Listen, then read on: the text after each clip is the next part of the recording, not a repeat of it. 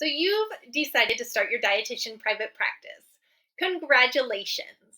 Now, what's the next step?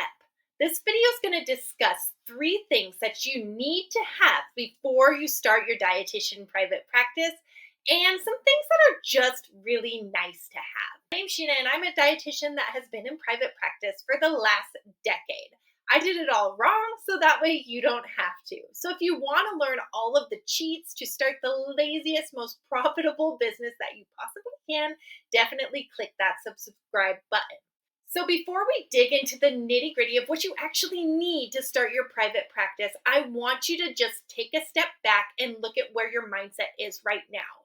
All that mumble jumble, that big ball of yarn that seems to have no start or stop, we need to just get rid of that and really try to isolate these simple steps that are actually needed for starting your private practice. I know you're imagining all things such as the perfect business name, the perfect logo, how your website's going to be pristine. And I just want you to get rid of all that right now because right now we just need to get started. And taking the first steps, which are actually incredibly simple to call yourself a business owner, actually don't have anything to do with any of that mumble jumble in your brain. So we're just going to wash that all out for the purposes of this video to actually get you started and help you to call yourself an official business owner. So the first thing that you're going to need if you're starting a dietitian private practice is a business license. Spoiler alert, you're starting a business, you have to pay taxes, you have to have a business license. So what you're going to want to do is you're going to want to decide which type of business structure you're going to have. The common types of business structures are your sole prop, your partnerships, your LLC, and different classifications of LLC, such as an S Corp or a C Corp. Now, I'm not a business attorney, so I'm not going to give you any advice on what actual business structure you should have, but here's a few things to know. The limited liability company does give some extra protection for your company that separates that company from you and your personal assets. However, before you distinguish yourself as an LLC, I want you to think long and hard about this because it's very difficult to go back to a sole prop or a partnership. It's much easier to choose sole prop or partnership and later classify yourself as an LLC if you decide that that's a good model for your business.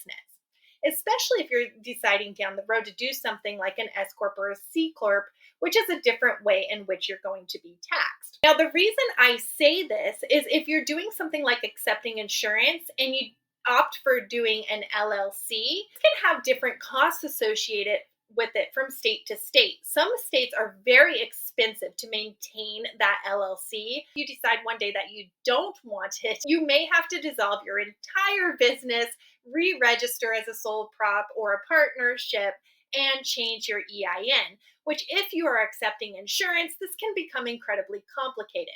Now, I know that was a little bit long and winded, but this was a personal mistake that I made, and my goal here is to help you avoid all those pitfalls in the beginning. So that's one thing that you are going to need to determine before you start that business is which business structure you are going to start out with.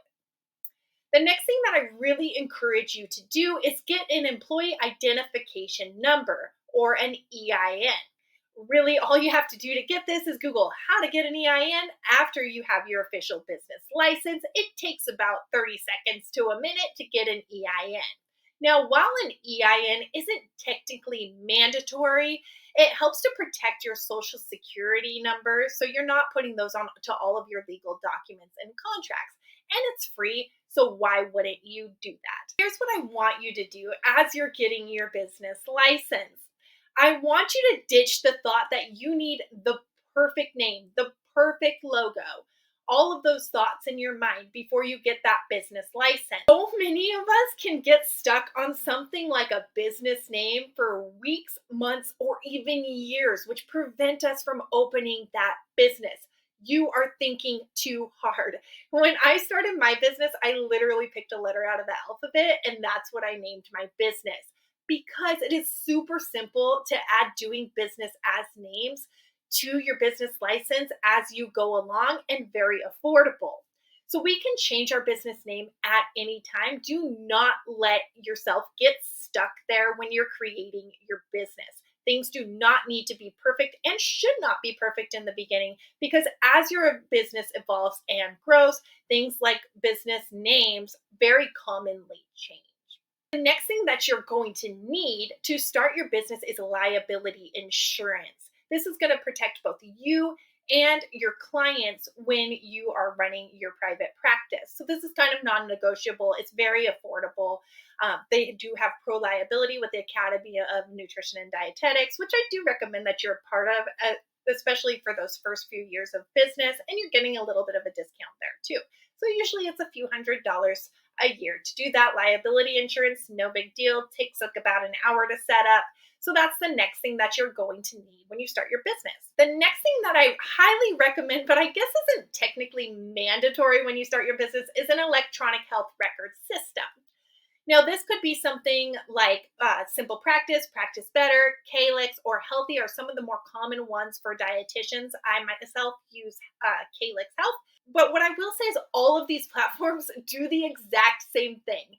They are intended to streamline your documentation, give you a HIPAA compliant platform to see your patients on, and so on and so forth.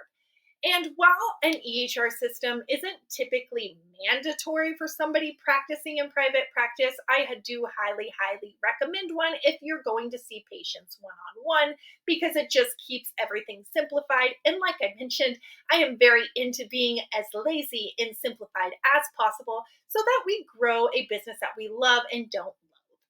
And that's it, my friends. Those are really the only things that you need to do to call yourself a business owner.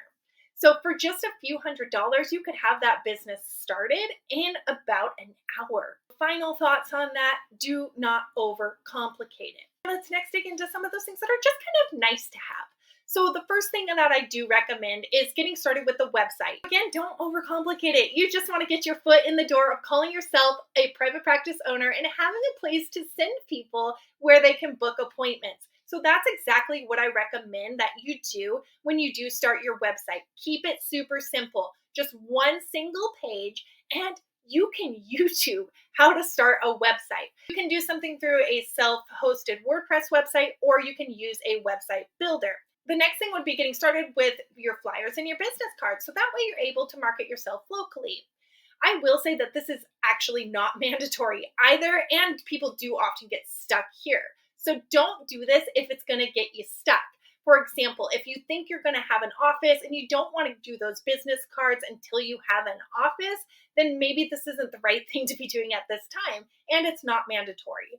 So just to let you know, I haven't had business cards in about 5 years, and it hasn't impacted the flow of clients into my business at all. So while these are kind of fun things, they are not mandatory. And if they are going to get you stuck, just don't do them. On that note, the next thing that is kind of nice to have is an office. I've done everything from small offices, upgrading to larger offices, and ultimately going to a fully virtual practice in my business because it was more feasible for the business I wanted to run at that time. Office is absolutely not mandatory. However, what I will say is if you don't have a private place to practice, you may consider an office or office sharing. Also, if you do want to accept insurance, there are some insurance companies that will not contract with you unless you have a physical office space. So that may be something to consider. Another thing that is nice to have is something like a logo. Like I said, though, a lot of people do get stuck on the logo, and a logo really isn't your branding. Branding is more along the lines of your niche, your messaging, what you present yourself out to as your audience, and so on and so forth. And so many people confuse your logo with your branding when honestly a logo is not even necessary. So if it's not something that you want to spend a lot of money or time on right now, I actually recommend getting your business more defined and really establishing your niche before you even dig into something like a logo, because that's another one of those things that can just get us stuck. So that's really it, you guys.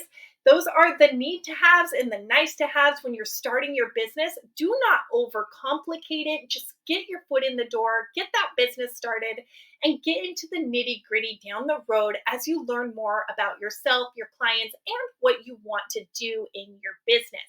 If you found this video helpful, please consider liking, subscribing, and sharing with a friend.